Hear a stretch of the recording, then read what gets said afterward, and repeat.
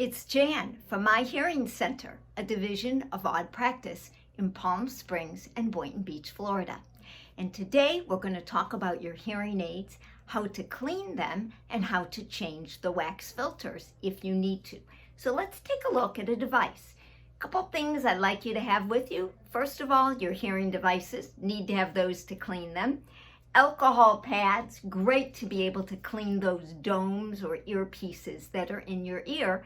And then I'll show you, you'll need to have the package of Pro Wax filters to change the wax filter. So let's go ahead and take a look at a device. So here we have a device, and you can see it's got a dome on the end of it.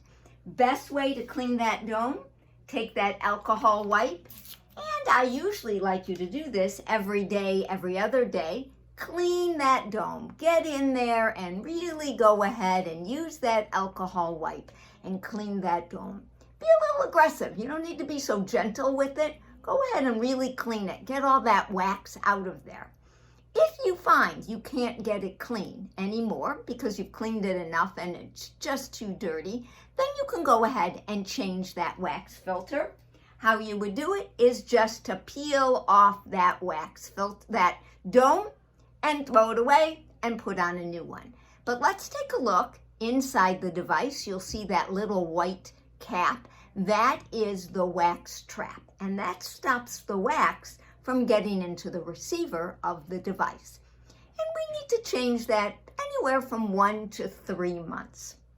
Remembering, if you're not quite sure how to do it, you're welcome to come into the office and I will change it for you at no charge. But let's review how you can do it yourself if you would like. You're going to need the wax filters.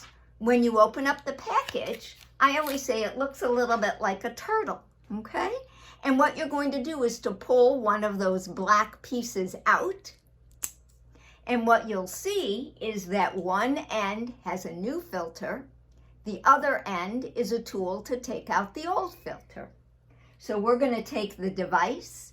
We're going to put the end in to take out the old filter. There it is. The old one came out, and I'm going to just pop in the new one. Now, sometimes I've noticed that if the filter is filled with a lot of wax and is real dirty, that tool to take off won't work. So I always have a paper clip that's been straightened out. And don't be afraid to get in and pull out that wax filter that may be filled with wax.